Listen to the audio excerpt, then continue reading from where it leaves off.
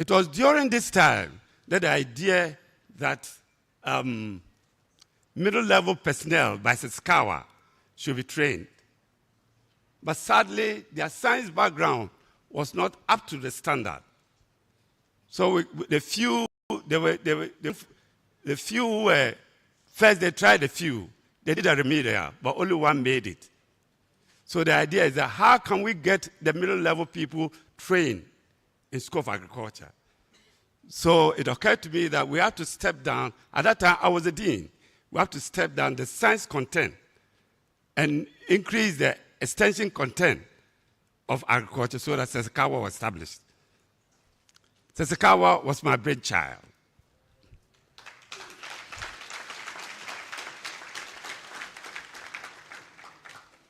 By the time, the idea that general agric was not suitable, and education students were complaining that they are not going to be teachers.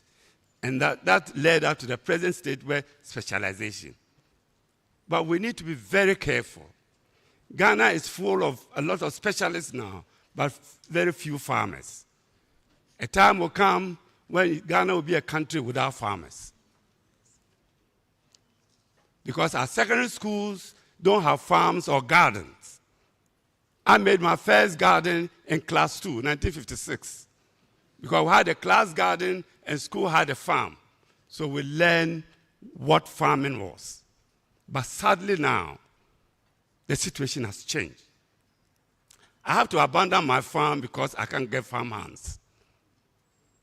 And I'm not the only person. In conclusion, I'd like the school to rethink about the old program. Ghana full of specialists, but no farmers.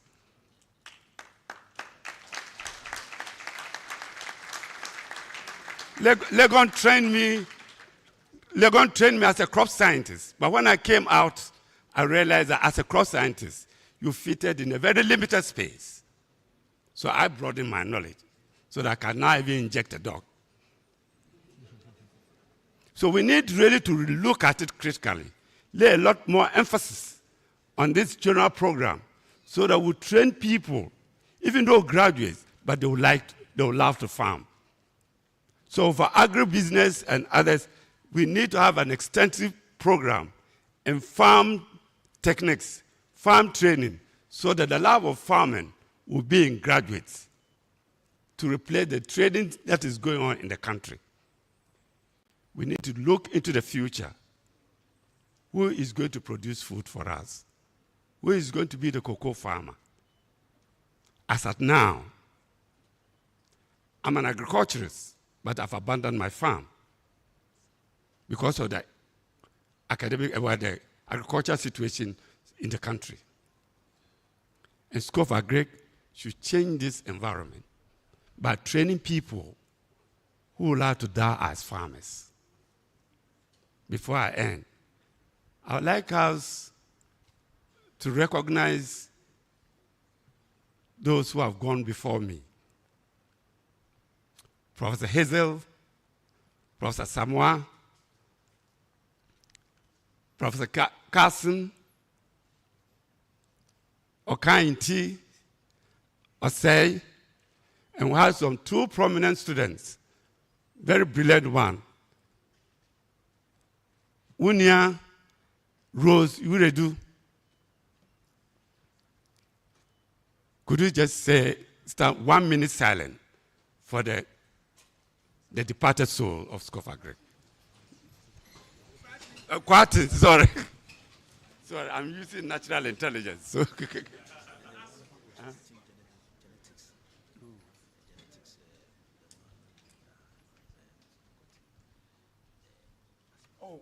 So Bafowa, yes, Bafowa, asthma, feeling, Mensa Bonsu, Ibrahim Madan. How can I forget him? Yes. So 1 minute silent. They laid the foundation for the School of Agric, but today they are not with us. In the next 50 years, I'll not be with you. Those who will be around to hold on the button so that Ghana will not go hungry. Thank you. Wow.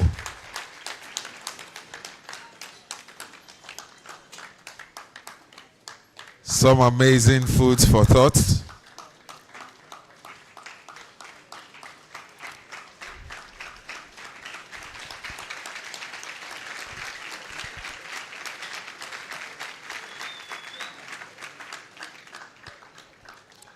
All right, so we are all at the 50th anniversary launch of the School of Agriculture of the University of Cape Coast, which is christened Sustaining Ghana's Agriculture 50 Years and Beyond. And we have the gracious presence of our Central Regional Minister, Honorable Eduamoa Ekopenyin Oche. Honorable, thank you so much for coming. We appreciate your presence. We now take remarks by the sitting provost, Professor Moses Jojo Egan.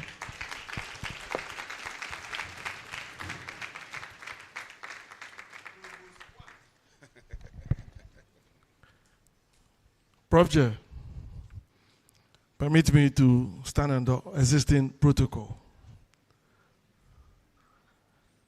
So, colleagues here, Regional Minister, I'm being tempted to read at the same time, looking at my father, Mr. Pukwesiama, who stood here without reading anything. He's made it very tough for me. But Prof, I think when I get to your age, I will also not read.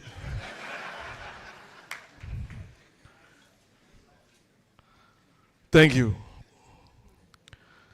So, Prof. Chair, my humble remarks for this program today is a very short one, and I called it up all here as I was sitting around. So I first want to say that I want to thank all the hard work that all of us are putting in getting this great school to celebrate this great milestone of 50 years.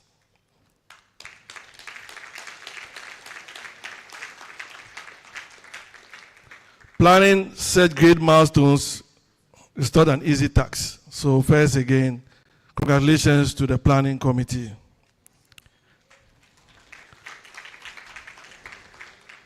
For the young ones, we believe that 50 years is very far away. But for some of us and some of my older colleagues here, 50 years just passed. It's like an eclipse. As a physicist, I want to use the physics terms. It just passed. All of a sudden, 50 years was over. Professor Nampra is looking at me. But the school has achieved this great height, or this milestone, in a very remarkable way. For some of us, when we got to this university, all what we saw was School of Agric. The people, the cars, the building. In fact, I thought the whole of the science block there was for the School of Agric.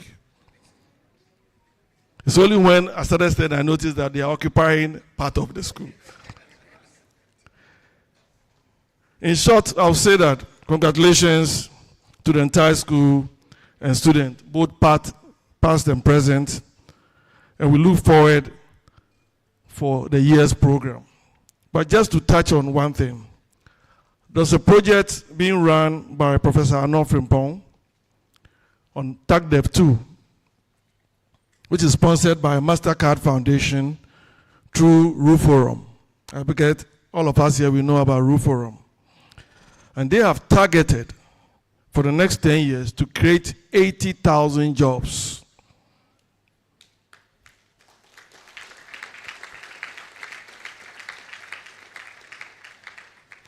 And Ghana's share, which UCC is championing, precise number is 19,300 jobs to be created in agri-food technology and agri-food systems.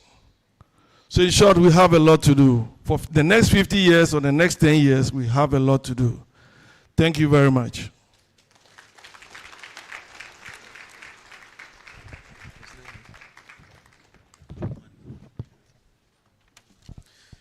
Right. Thank you very much, Provost. And we move on with the program. May I please acknowledge the presence of Programs Manager R&D Ghana, Mr. Wan. Operational Head, sorry. Yes. All right, sir. Thank you for gracing the occasion.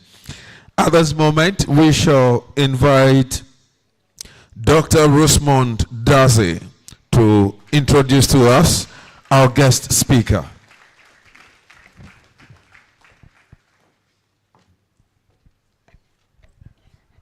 Good morning, and thank you very much for the opportunity to introduce our guest speaker for this very important occasion. Our guest speaker is a renowned agriculturalist and has been a great resource to the agri sector here in Ghana and beyond. He worked with Kali Ghana as input lead, and while there, he was promoted to business manager for their cocoa unit. Later on, he joined RMG Group Ghana as the cocoa business manager. And thereafter, he worked with Chiao Chan as the deputy general manager.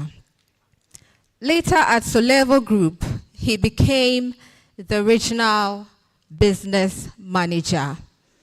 And now at RMG Group Ghana branch, he works as the head of sales.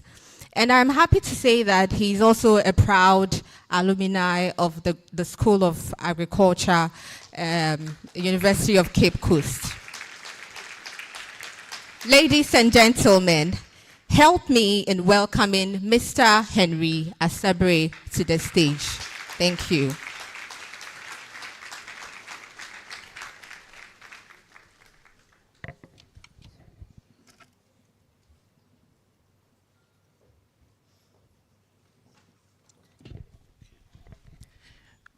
Good morning. So I was a student here some 11 years ago. And I'm very privileged to have this honor to speak as a guest for this great occasion. The Vice Chancellor, who is present here, Provost, Honorable Central Regional Minister, Dean of Students of Agric, esteemed faculty and staff, distinguished guests and alumni, students, ladies and gentlemen, good afternoon. It is with profound honor and great joy that I stand before you today as an alumnus and privileged to be the guest speaker at the historic celebration, the 50th anniversary of School of Agriculture.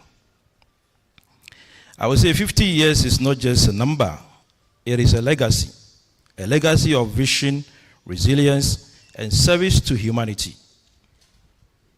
I wish to extend my heartfelt congratulations to the leadership, faculty, students, my colleagues, alumni, and all stakeholders who have contributed to this remarkable journey.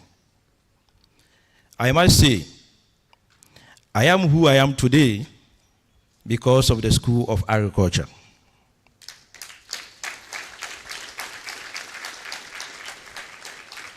University of Cape Coast. I graduated from this great institution with a BSc Agriculture about 22 years ago.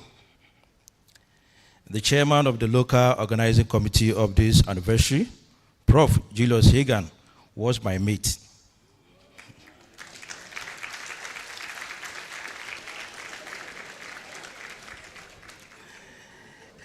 I'm also happy to see a number of lecturers who shaped my life when I was a student. I'm greatly indebted to you for the training you gave me and my colleagues and all the other students who passed through these hands. the journey so far. I've been told that 50 years ago, School of Agriculture was founded with a clear purpose to provide knowledge, research, and skilled manpower to drive agricultural development. Since then, it has become a cornerstone for agriculture excellence in our country, and indeed across the continent. It has educated farmers, trained policymakers, advised governments, and inspired generations. And today, as we reflect on this journey, we do so with pride, with what has been achieved and clarity on what must still be done. The theme, Sustaining Ghana's Agriculture 50 Years and Beyond, is both timely and urgent. Sustainability is no longer a choice, but a necessity. The pressures of climate change, soil degradation, population growth, and food insecurity are real and intensifying.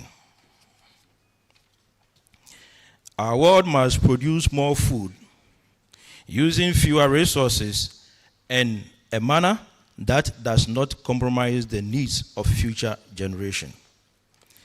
This calls for bold rethinking of how we farm, what we teach, and where we invest. Moving forward, what I think sustainable agriculture requires are as follows: innovation and technology. We must embrace digital agriculture, precision farming, biotechnology, climate-smart practices.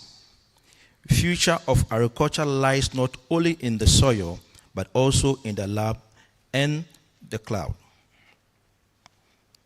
Research and knowledge transfer.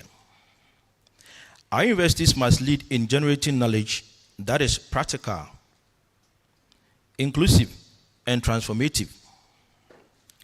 Research should not gather dust on shelves.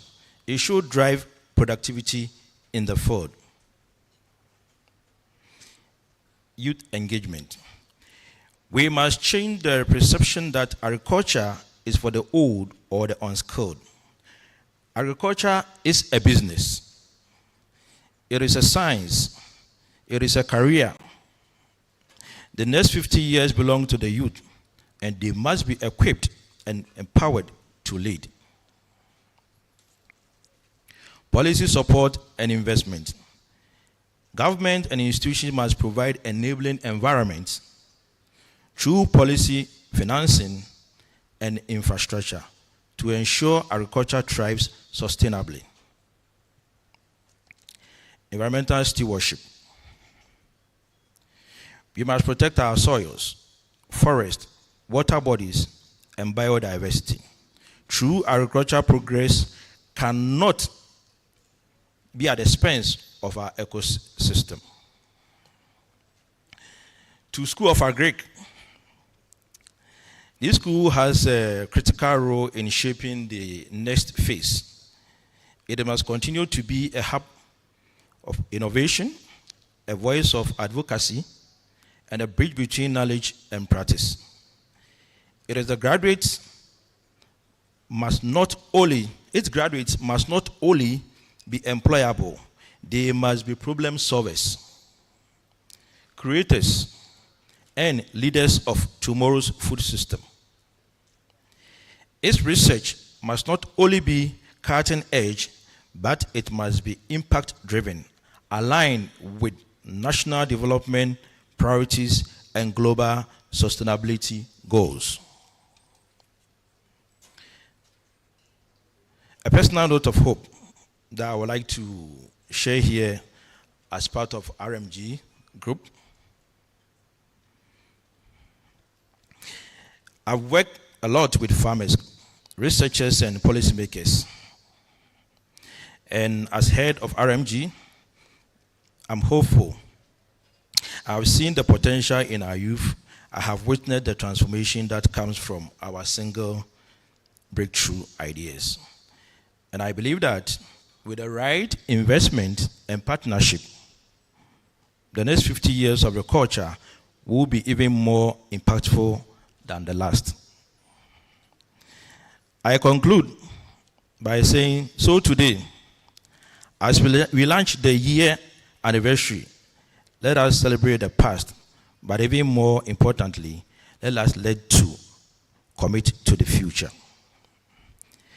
A future where agriculture is sustainable, inclusive, and dynamic. A future where no one goes hungry. A future where the School of Agriculture continues to shine as a lighthouse of progress. Congratulations once again to this great institution. May the seed planted over the last 50 years continue to bear fruit for our farmers, our nation, and our world. Thank you.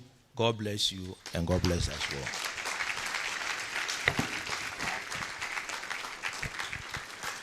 Thank you very much.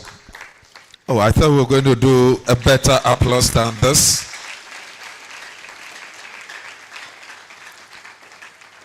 That was our guest speaker, Mr. Henry Asabre. Thank you, sir. There is supposed to be special recognition of our heroes and heroine. And we have Professor Kingsley Tarr to help us recognize these amazing heroes and heroines.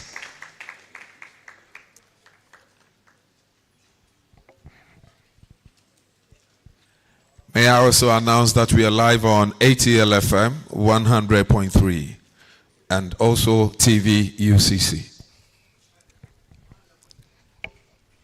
Thank you very much, MC.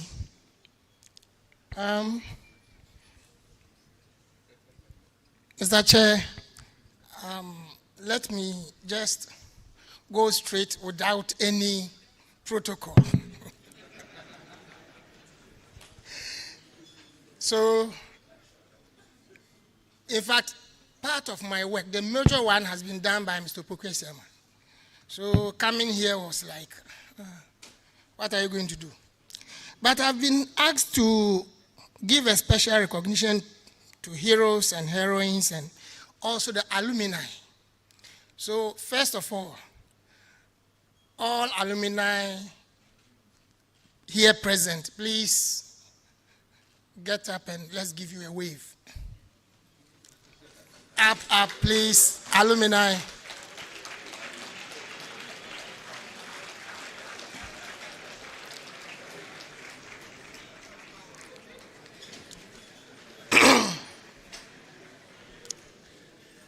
The next thing is to recognize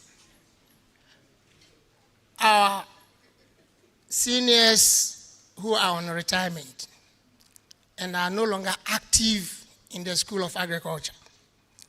So first on the list, Mr. Tvucc.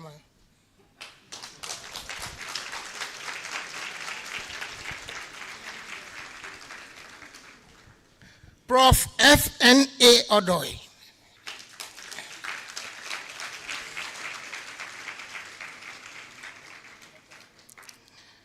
Prof. Peter Kwesikwachi.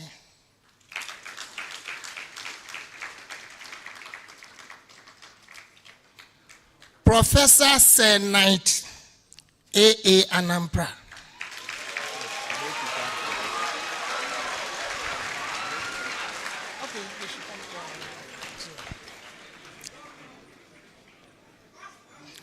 Professor Edward Ntifusian.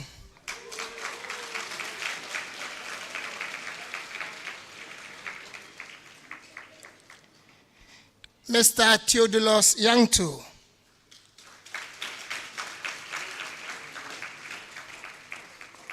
Mr. Kofi Annan.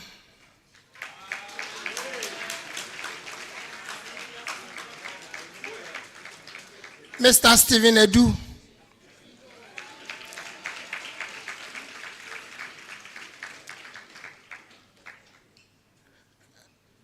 Mr. Edu, I saw you earlier.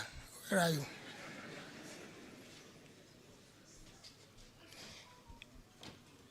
Anyway, those days, it was very, very difficult to get people to, as Mr. Tvucc said earlier. And there was no motivation, nothing. You worked tirelessly without any recognition, no motivation, nothing. I remember very well when drivers like De Gaulle, late, Mr. Tvucc, late, Mr. Kwame Edu, late, and Mr. Edu, he was the tractor operator. Then we had a lab up there where Prof. Apori's office is now. It was a lab full of chemicals. And we had one Mr. Hassan who was in charge. He's always in there, inhaling the volatile substances. Then we also had Mr. Dami, veterinary officer. From crop science, we've lost Professor K. Hazel and Prof. A.G. Carson. From Accounts and Extension, we've lost Mr. Kofi Menu and Prof. J.A. Kwartin. From Animal Science, we've lost Mr. Ibrahim Adam and Prof. Bafo Ewea. From Soil Science, we've lost Prof. G.K. Asamoah, Dr. E. Asma, Prof. B.A. Osei, Prof. Daniel Okaenti, and Reverend Professor Mensa Bunsu. And those days, if they say we are going for greener pastures, it was going to Nigeria, Lagos. And these wonderful people had to stay back, no motivation, nothing, to make sure the School of Agric survived.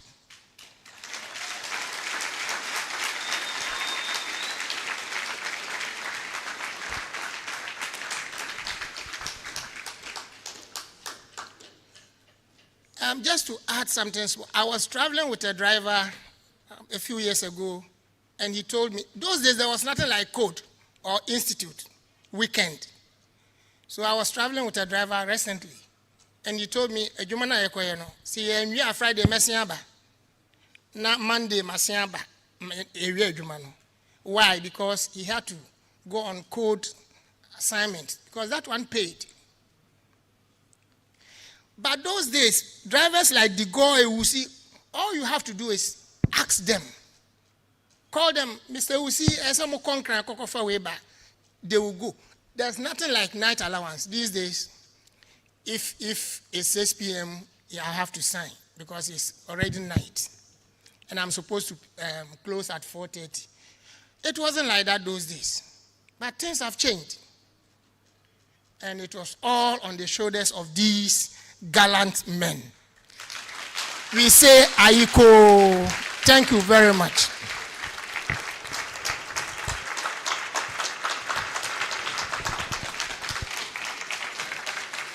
A standing ovation for them as we appreciate their sacrifices and efforts in getting the School of Agriculture where it is today. Thank you very much. May we resume our seats, please.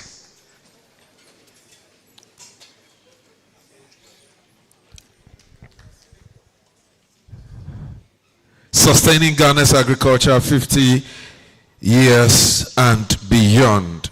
And at this juncture, it elates me to invite Dr. Angela Latte Young to introduce our keynote speaker.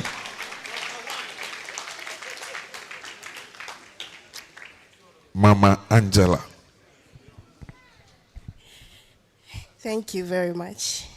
I'm greatly pleased to introduce our keynote speaker for this event. He is a distinguished academic with a remarkable career spanning over 3 decades. He made history by being the first postgraduate student of the School of Agriculture.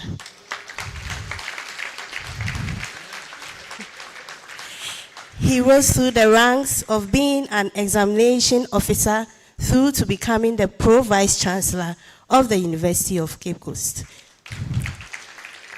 He was the first representative to put UCC on the Referendum platform. He has made very impactful and significant contribution and a renowned expert in agronomy and plant biotechnology.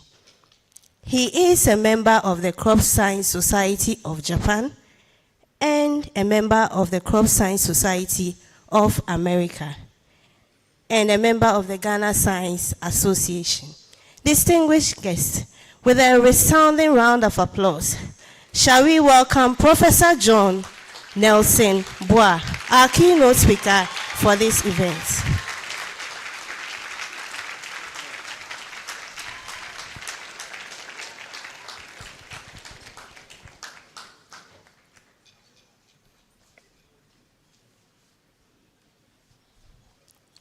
Good afternoon, ladies and gentlemen. Professor Che, you know my problem. When people like this gather, the most difficult thing is to attempt to establish a protocol. And so with your permission, let me stand on the one already established. I attempted, as I sat there, I have crossed 3 pages. So I will not even try it. I am very delighted to be standing here today because, as my brother said, standing here today is because of the School of Agriculture. I joined the School of Agriculture as a student in 1982, and I have since then been with the School of Agriculture to now. Even though we gave a standing ovation to our seniors, I would urge that we give them another round of applause.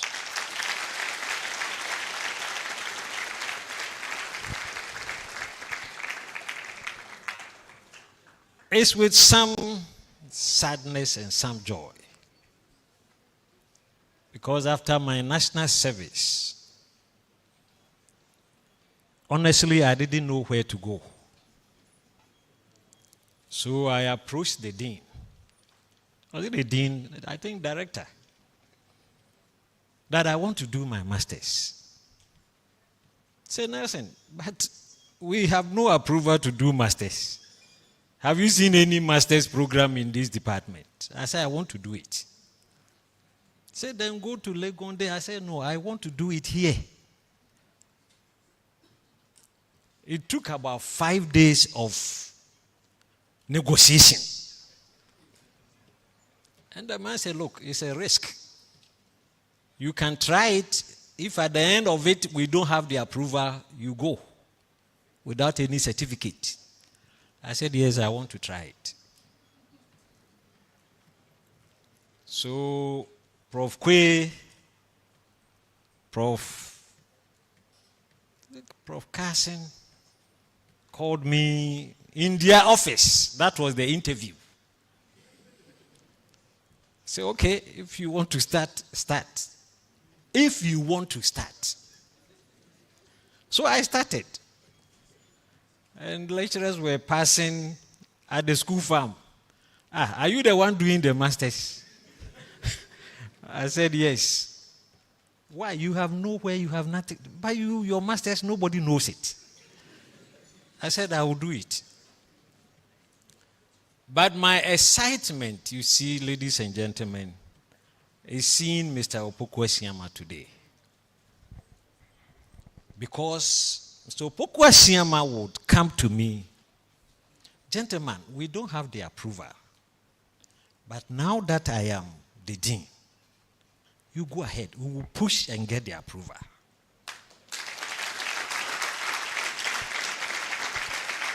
So one day I was climbing up. Say, yes, come. When I entered his office, he said, there is good news. Academic board, they have approved, so now we can run masters. I was very happy, but at the same time, the difficulty was when I am given an assignment, no internet at that time. When I'm given an assignment and I don't understand, there is nowhere to go. You are on your own. And you dare not go and tell Mr. Opoku that I don't understand.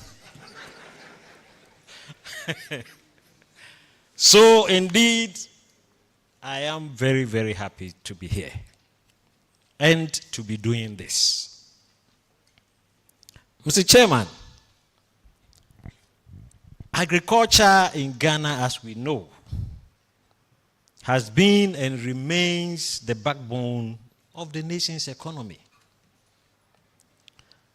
It provides direct and indirect employment, and it's the main source of food security for the country. Let us not even talk about foreign exchange and the others. Ghana's agriculture had started on a humble beginning of cutlass and hoe, which in most cases led to the creation of smaller farms. Where I grew up in the western region, it's supposed to be an agricultural hub. I never saw tractor. I never saw plow. All we were doing is the cutlass and hoe. That is all. So when I came to the university and Mr. Lamte was teaching us engineering and said, oh, there is something called plow. When you attach it and the tractor is moving, it turns the soil. I'm like, is it a hoe? Because that is what we use to turn the soil. But that is how Ghana's agriculture has started. Over the years, however, governments have implemented policies through the Ministry of Food and Agriculture and other agencies in an attempt to improve and sustain Ghana's agriculture. Mr. Chair, with your permission, let me run us through a few of them.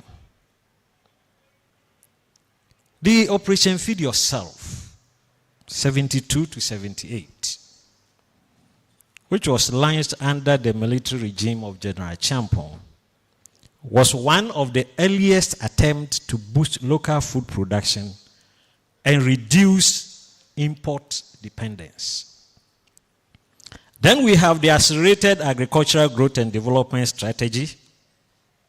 This was a long-term plan aimed to modernize agriculture, reduce poverty, and promote rural development. We have FASDEP 1 and 2. All of this geared towards pushing Ghana's agriculture towards modernization and doing it sustainably. I have been a participant of RTIP and RTIM, which started somewhere in the 1999. And RTIP was geared towards improving root and tuber crop production. Later on, RTIP followed because the production was going on, but the marketing, the processing was a problem. And if you want to sustain your agriculture, you don't only look at production, you look at agriculture beyond production. And so our team came to fill in the gap to ensure that marketing was available, processing was also available. But even that, It's unfortunate Prof. Tete is not here. One day when we were coming from the field, I asked Professor Tete, Prof, so this RTIP and RTIM, we have traveled all over the place. After 10 years from now, can we really see the impact? He said, oh yes, we will see the impact. It's slow, but we will see the impact. And really, that had a big impact. I think what was left was the processing. And Ghana, one of our biggest threats to sustainable agriculture is post-harvest losses.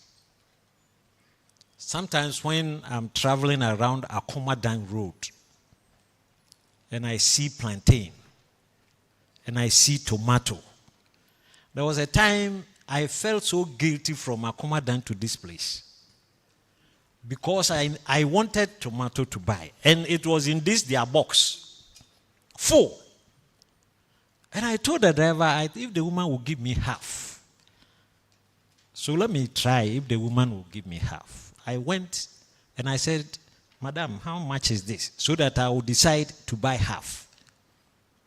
When he mentioned it, the amount I was willing to pay for the half, I could buy 2 of those boxes. So I looked at the box, I looked at the woman. I said, Madam, I'm talking about this. So, I don't know what I say. I said, driver, put it inside. Do you also need 1 box? You see, and if we don't look at processing so that when we get to the lean seasons, these things will still be available, the woman would not want the thing to go waste. And so if originally it is 200, at that point, for her to throw the thing away, if you give her 70 cedis, you collect. And that is what our team attempted to do. But somehow, I think it did not achieve the full results.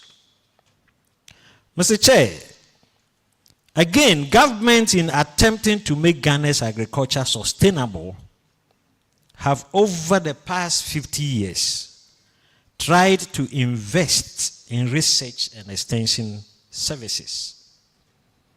Strengthen institutions like Council for Scientific and Industrial Research, Cocoa Research Institute of Ghana, and other institutions related to agriculture, including the universities and colleges of agriculture. All these we are talking about, their drive was on research. I remember the many workshops we attended and the presentations and the arguments. Why have you not included the social component of it? All these were geared towards having sustainable and improved agriculture. And I must say that even though, if you ask me, the support from government in terms of research and outreach, even though I would say it's very minimal, research has played a major role in the past 50 years in bringing Ghana's agriculture to where we are today.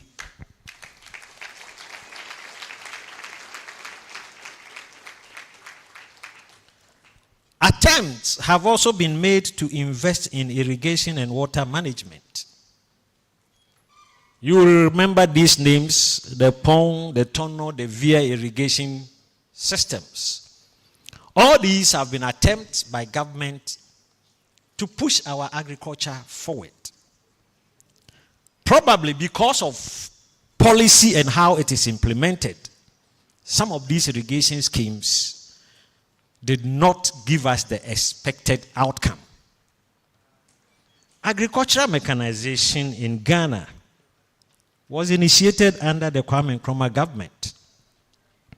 This was a 7-year plan from 1963, And the initiative involved the Ministry of Food and Agriculture establishing district mechanization stations with tractors to provide subsidized services to farmers, particularly those in the Savannah zone. Initially, they put 1,500 tractors up there to provide subsidized services for our farmers. However, it did not also last because they could not recover the full costs. They were, I think, at best recovering 50% of what they were sinking in. And so that also did not continue. But governments since then have tried to re-engage and to resurrect this mechanized system.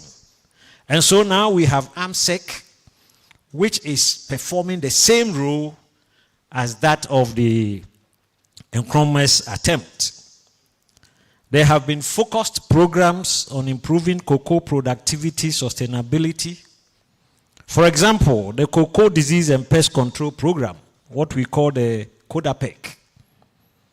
We have cocoa rehabilitation program to replant aged farms and also diseased farms. These are attempts, but these attempts will not succeed on their own. These attempts will succeed with some education, with some patriotism, and with some integrity.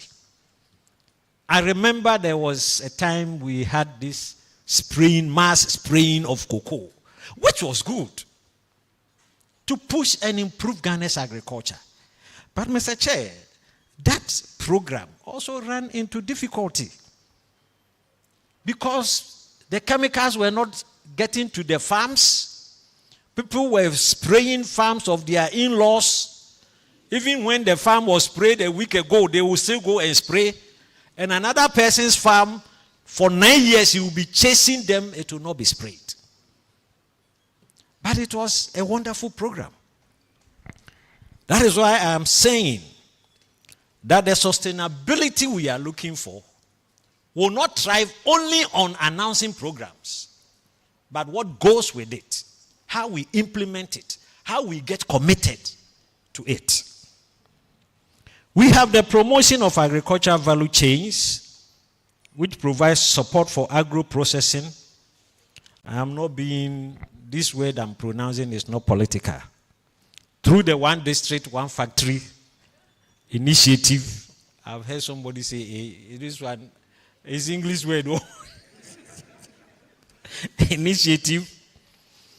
These combined efforts, Mr. Chair, are all geared towards helping Ghana to make notable progress in agriculture over the years. Although the sustainability of Ghana's agriculture is still confronted with challenges in terms of climate change, land tenure security, infrastructure, and market access. Some of the threats over the past 50 years to getting our agriculture improved and making it sustainable. One, we are handling agriculture in an ad hoc manner. You see, we don't have to feed our agriculture into our political games. We must have a blueprint for agriculture. This is where we want to go. Government will go, government will come. This is the program we want to follow. But we are not getting it. We are not. And so somebody comes, and what another person has started, even though it's yielding results, he will abandon it. And you cannot treat agriculture that way and expect it to be sustainable. So, Mr. Minister, I'm happy you are here.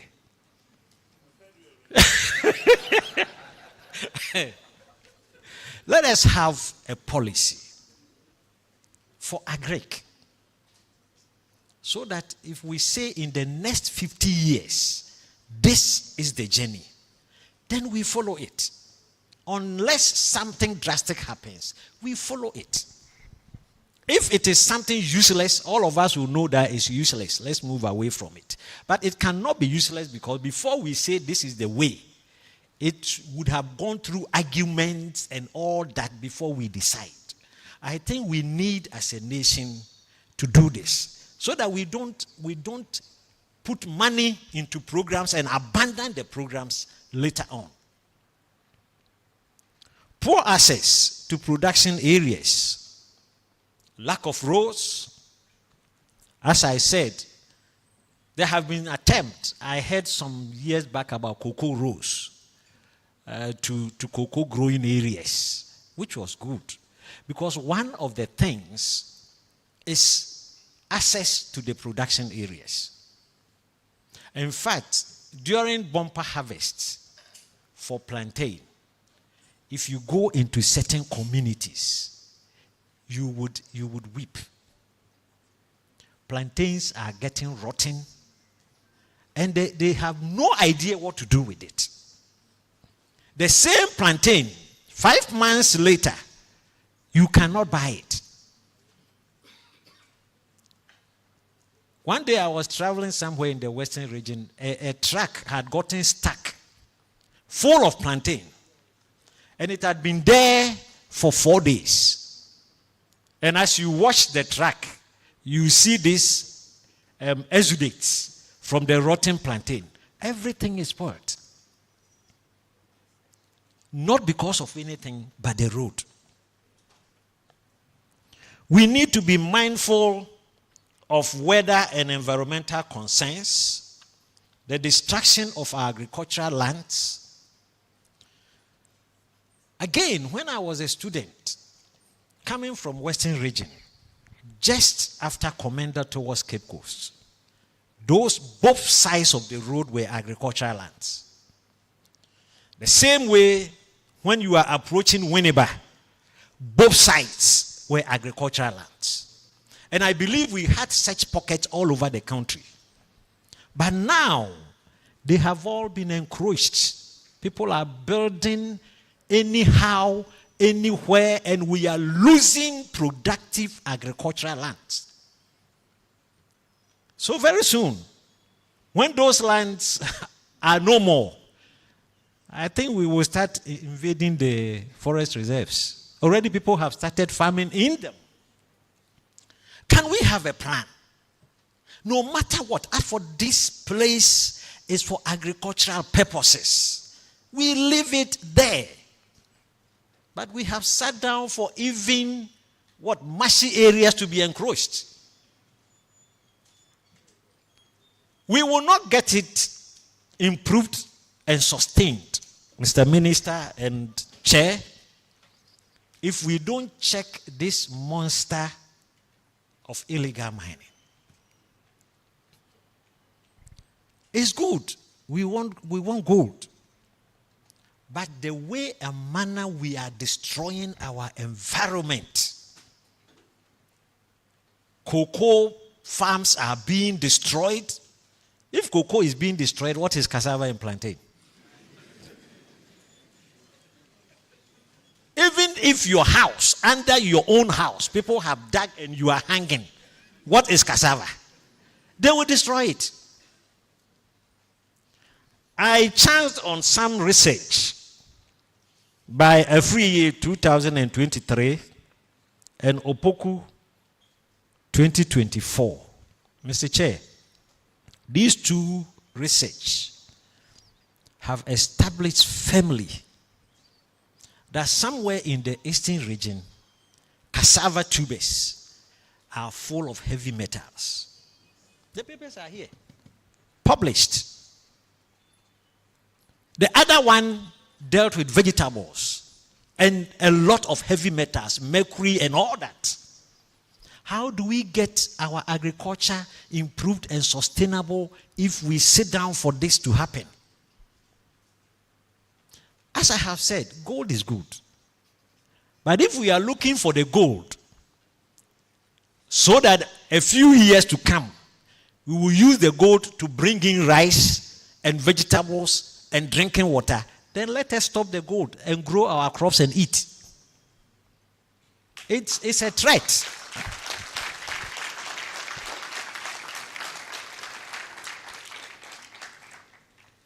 And so the way forward,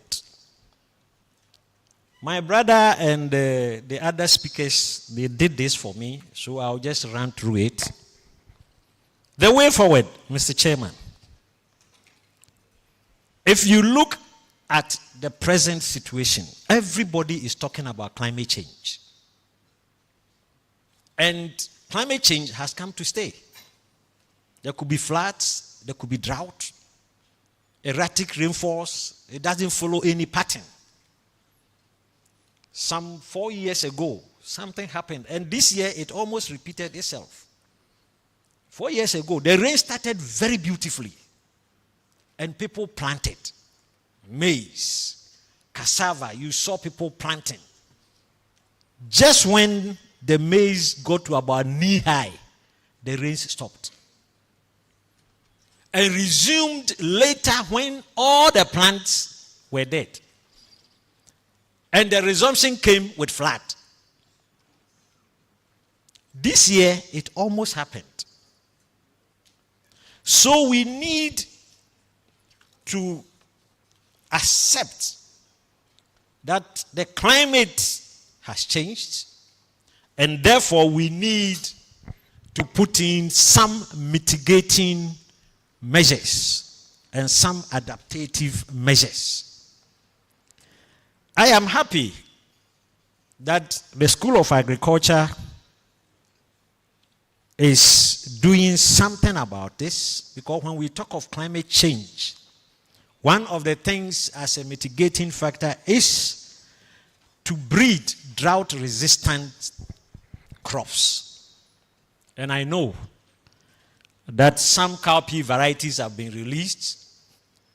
The banche that the Pro-VC spoke about is there. And a lot more are coming up. And we need to do this in conjunction with adopting or embracing conservation agriculture. So that we don't, and it will be difficult to adopt conservation agriculture when Galamsey is competing with conservation agriculture. It will be difficult. As you are conserving, they are destroying. We need to embrace agroforestry and reforestation, early warning systems. See, if we want to go into climate smart agriculture, we need early warning systems. Systems that are accurate.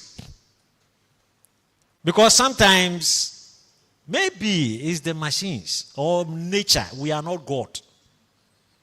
Sometimes for 3 consecutive days, the forecast is that there's some storm coming. Everybody be ready, and then the sun will be on until you go and sleep. As I said, probably it's nature. Probably we are not using the appropriate or the modern equipment to catch these. And we need to do this so that we will be abreast with time. Education and research, we need to be serious with it. And as I have said, the universities are playing their part. School of Agric is playing its role.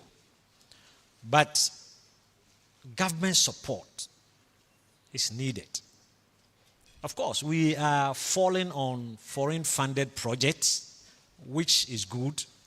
But as a nation, I think we have spoken about this many years. We should have a dedicated research fund to support some of these things towards improving agriculture and making them sustainable. Mr. Chair, for the want of time, I would want to end my keynote. But I want to say that the past 50 years Ghana, we have made some strides in our agriculture. Productivity has increased. Some sustainability levels have been attained. But all this, my school, the school of choice, the school of agriculture, has played a very big role. And I know that come the next 50 years, the School of Agric's involvement in making Ghana's agriculture sustainable is going to be a remarkable one. I may not be here, but wherever I will be, I know that the flag of the school will be lifted very high when we are recounting 50 years of agriculture from today. Thank you very much for your attention.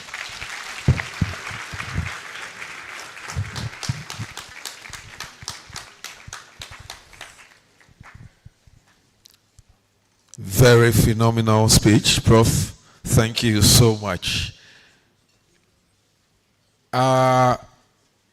Brothers and sisters from the SHS, when Prof. Tar was calling on the alumni, I saw some of you waving. Is it a sign that you are coming to UCC to join School of Agric?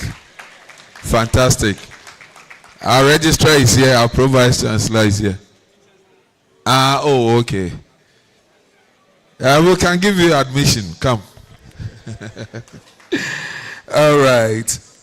So we move on, ladies and gentlemen. We'll take an interlude. Band, if you're ready, please help us with a very short one.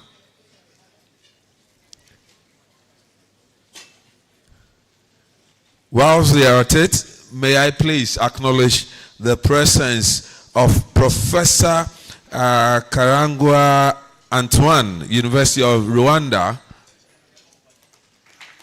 Professor Antoine, University of Rwanda. Thank you, sir. Professor Absalom Manyati, I hope I got it right. Okay. University of Eswatini.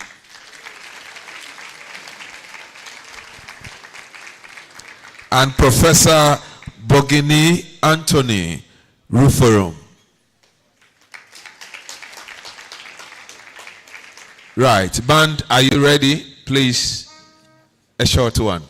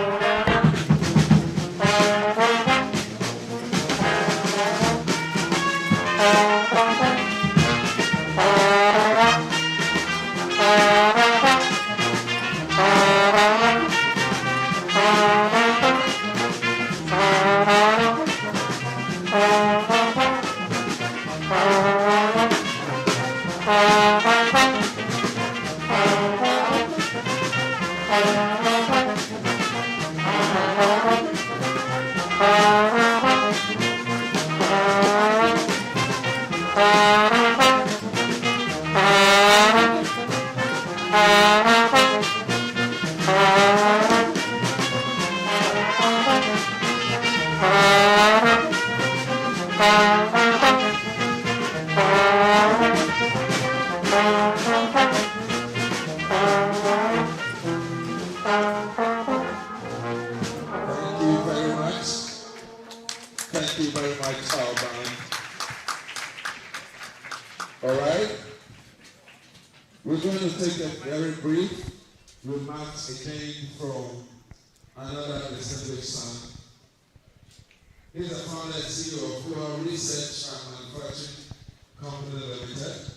He's also the board chairman of the Traditional Medicine Practice Council of Ghana, and also the chairman of the West African Traditional Medicine Corporation and Exchange Center.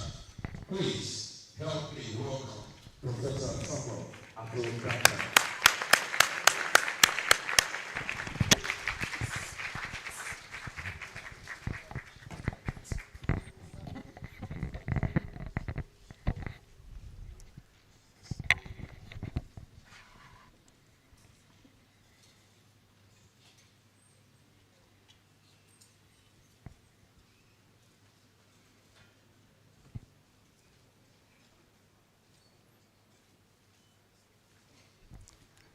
Prof. Chair,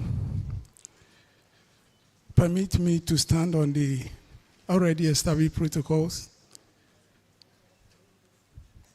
for the sake of time.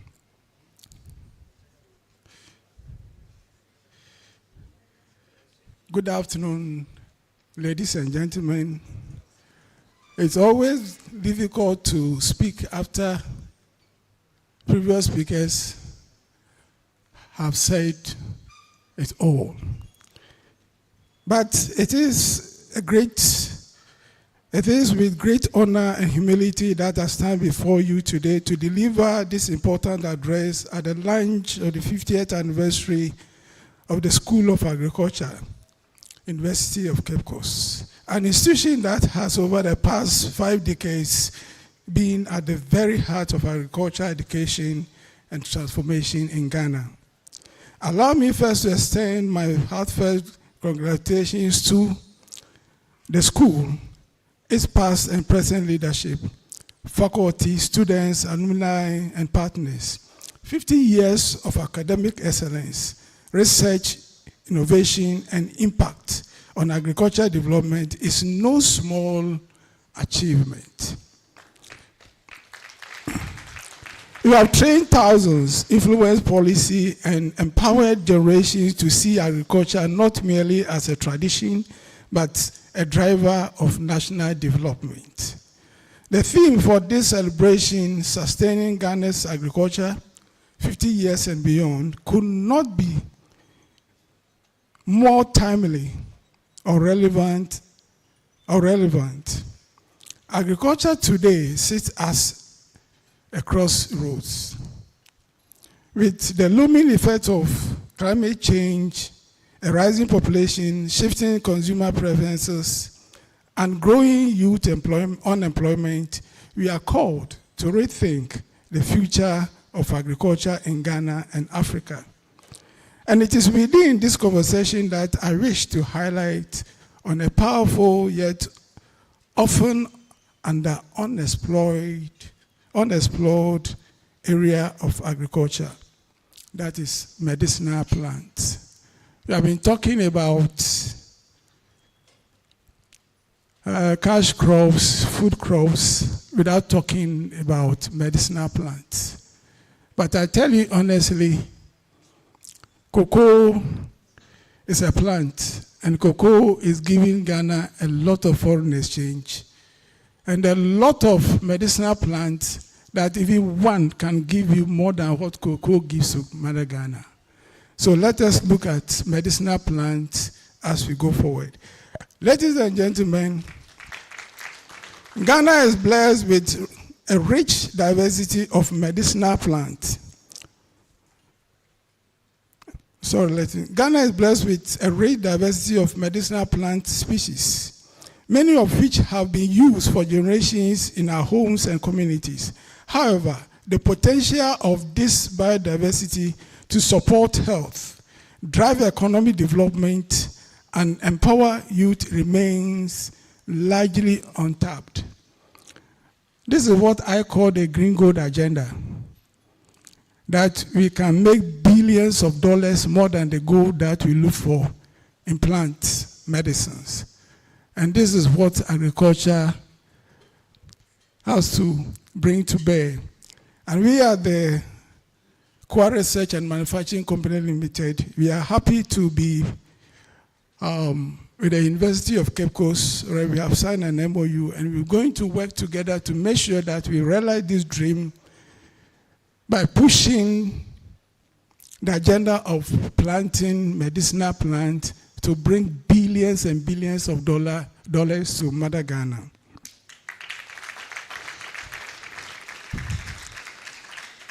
When you look at the program, I've been attached to Tvucc FS. Because Tvucc FS is coming from plants, and Tvucc FS has made a significant impact in the area of health.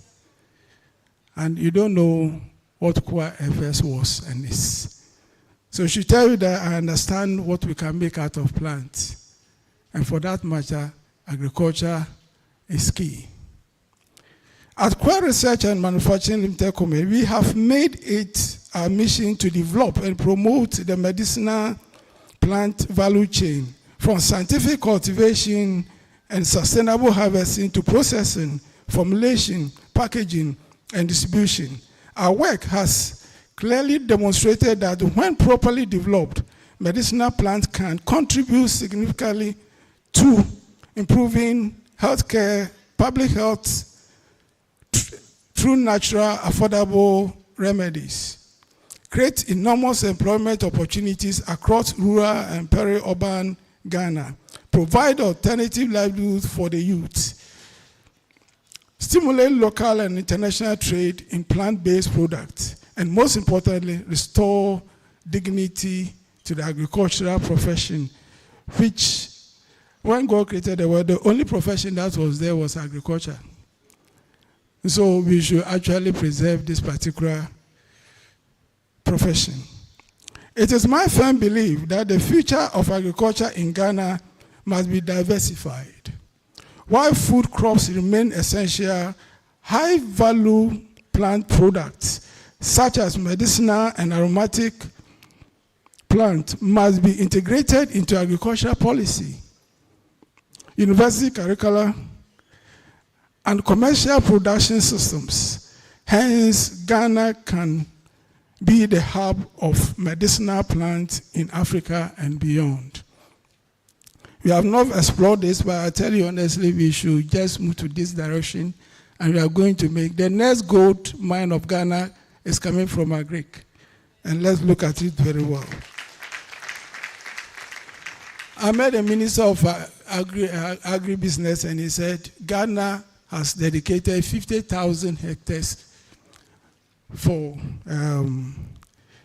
agricultural purposes. So it tells you how the government is very, very passionate about agriculture. Let us envision a Ghana where a young graduate is just proud to cultivate moringa, oleifera, spondias mombin, as they are to farm maize or cocoa.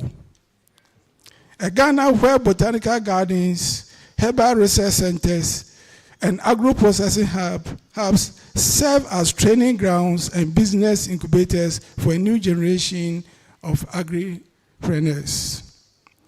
Let us also recognize that sustaining agriculture for the next 50 years will depend not only on innovation, but on collaboration between government, academia, industry, and communities. As we learn this Golden Jubilee year, I urge every one of us, educators, students, policymakers, researchers, and entrepreneurs, to reflect on how we can collectively build a resilient, inclusive, and health-conscious agricultural sector. Let this celebration not only honor our past, but boldly shape our future. I am deeply honored to be part of this milestone and to witness the commitment of this great institution to driving sustainable agriculture forward. Congratulations once again to the School of Agriculture. May the next 50 years be more impactful, innovative, and transformative. Thank you, and may God bless you. Thank you very much, Professor Samuel Ato Duncan. Ladies and gentlemen, we take another remarks from our special guest, Honorable Eduamwa Ekopenyin Oche, the Regional Minister for Central Region.